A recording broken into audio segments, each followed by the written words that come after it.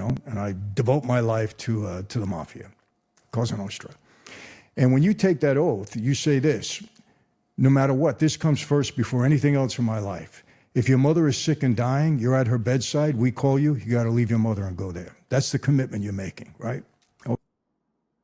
Michael fucking Franzese, ladies and gentlemen, former Mafia boss, at one point in his life making $10 million per week in the Mafia game. The world is shaped by those who learn how to move people. And this man is one of the greatest examples of someone that can move people. So today what we're going to do is we're going to review how he communicates. Because if you were a Mafia boss at this level, you sure know how to communicate and how to influence people. So as a speaking, influence, charisma coach, I will break down how he communicates based on the 5 pillars of speaking that I teach my people at the Born to Speak Academy. By the way, this is what I do with people as well, with my clients in business, sales, content. So if you are in that game and you want a personalized feedback video from me, just like I'm doing now, you can join the community and I'll give you one for free. You can tell me which clip you want me to review and I'll do it. So let's get right into it. Okay. So you're told straight out, you make a mistake, we have policy in that life. You never mess with anybody's wife, daughter, sister, mother. Death. Yeah. You sell drugs right now, you're going to die. During my era, you weren't allowed to deal with drugs. It was a great rule. Couldn't do it, all right? Well, guys doing it on the side, sneaking around, yeah. But you couldn't do it, right? The flow is one of the pillars of speaking. The flow with which he speaks is so smooth. No filler words. I want you guys to listen carefully. No filler words. It's smooth. It's flowing. There's a nice rhythm to it. His voice is very deep. It's grounded. It's confident. Watch the body language as well. Uses it just enough. His hands. You sell drugs right now, you're going to die. During my era, you weren't allowed to deal with drugs. It was a great rule. Couldn't do it, all right? Well, guys doing it on the side, sneaking around, yeah. But you couldn't do it, right?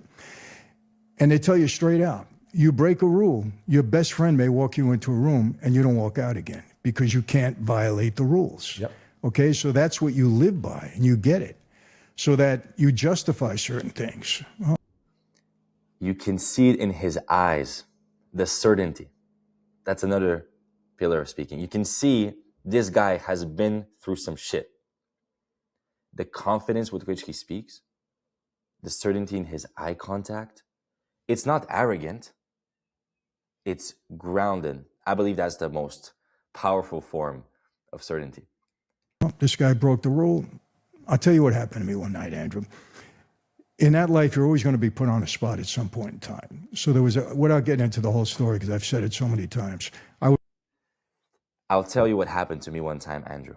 Storytelling. Brothers and sisters. The majority on this channel is brothers. We said the world is shaped by those who learn how to move people. What is the most powerful tool in the world to move people? What is war? What is religion? What is the mafia? It's stories. It's stories. What is your own identity, who you believe you are? It's a story in your own head. That determines your life. So when you speak, one of the most powerful habits you can get into is as soon as you share an idea, immediately, let me tell you something. Let me tell you what happened to you. Let me give you an example.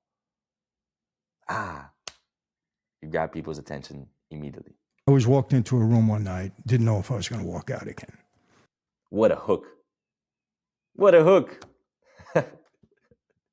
Death, sex, anything taboo or controversial always makes great stories. Was I scared? You bet, because I knew the experience. I was a captain at that point. I was scared. People said, why didn't you cut and run? It was robotic at that point. Hey, if this is it, this is it. You know, gonna die, I'm gonna die. I had to walk down the stairs into a basement apartment. When that door opened, I knew the setup. I said, this might be my last breath. I don't know how I didn't faint. I'm going to be honest with you. And I'm not a scary guy. I could live up to things. But anyway. You know what I love about that here? The contrast. The contrast. So he's this extremely powerful man, like very high level power. And you can see it in his voice. You can see it in his eyes, the way he speaks. But then there's also the contrast, which is like, hey guys, I'm also human though.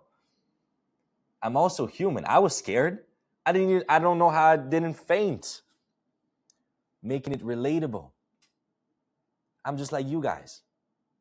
That's how you can reach people even stronger. Because if you're too special, if you're too good, now people are like, meh, can't relate. Can't relate. And influence is trust. And who do we trust most?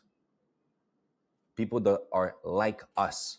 People that we like, people that we want to be like, and people that are like us. The 3 likes of trust. My salespeople know what I'm talking about. I'm here. It worked out. But I get in the car with the guy that drove me there, who was my best friend, good friend. I knew him my whole life. And when I got in the car, he had driven me there. And I was ready to blast him. I was saying, you didn't prepare me for any of this, right? And he said, Mike, stop. Before you say anything, he said, this could have been real serious. You held yourself in there really well tonight. Could have been a problem. Now, he says that to me. I said, you knew that?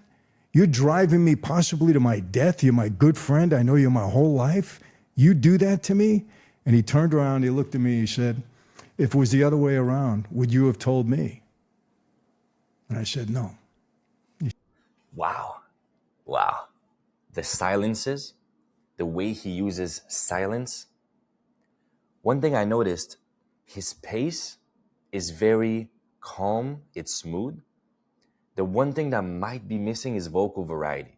But what's interesting is when you have too much vocal variety, then you might lose that sense of groundedness, that sense of certainty in the way you speak. And so in a way, that actually helps him. So far we've covered 4 of the pillars. We've covered storytelling, certainty, flow, and body language. There's one left. The last pillar is novelty. Novelty, the quality of the ideas that you share. Because let's say he was talking like this. He said, guys, I have one advice for you. You know, if you want to be happy in life, make sure you're grateful. Because gratitude is happiness. I mean, that's pretty fine, actually. That's pretty good. But we've heard that 1,000 times. We've heard that 1,000 times. So even if you're the best speaker ever, if the ideas that you share are not high quality or not new, are not interesting, are not valuable, then eventually people will stop listening to you. Now, on the flip side, and this is very interesting to me, why do some people that are not that good at speaking, one example, maybe some of you guys know Alex Hormozy. Maybe some of you guys know Eckhart Tolle. 2 completely different worlds, but very powerful people in their own worlds, in their own niches. They're not the best speakers. Far from that. But what they share is so valuable. Their books sell by millions. That's the ideas. And so when they get on stage, you listen regardless. So that's the importance of how you present the ideas, yes, but what ideas do you even present in the first place? He said, it's the life we lead, right? So, but that's, you're so programmed that even if your best friend violates something, you're gonna take that guy out. What did I just say? You ever heard someone say that? Even Tate is shocked. Homie is sharing things we cannot possibly know because we've never been in the Mafia. So he speaks novelty. But you justify it. Well, he knew the rules. Shouldn't have broke the rules. I knew the rules. Tried to get away with it. Didn't get away with it. The problem is there's a lot of treachery in that life. People die for other reasons, politics, the whole bit. You know, a lot of stuff happens. But, you know, you justify what you're doing. So even if you're a Catholic, okay, well, listen, we both played by the rules. This guy knew it. That guy, so what I did wasn't bad. We're a disciplined society. We're men. We act like men. We're not supposed to break the rules. So you justify it. Even though the 10 Commandments, murder is murder. Well, in my case, it's okay. You can't justify it. But you do. So were guys religious? I mean, they still could have killed somebody and still believe they were religious because he broke the rule. That's so interesting. See, I want to listen to the rest of the podcast now. But we can now review the whole thing. So what I'll do is I'll leave it in the description. Remember, if you guys want me to break down your own content or speaking, or you want to participate to live immersive workshops where we practice that powerful skill of communication, then you know where to go. It's completely free. I'll see you guys soon. Love you.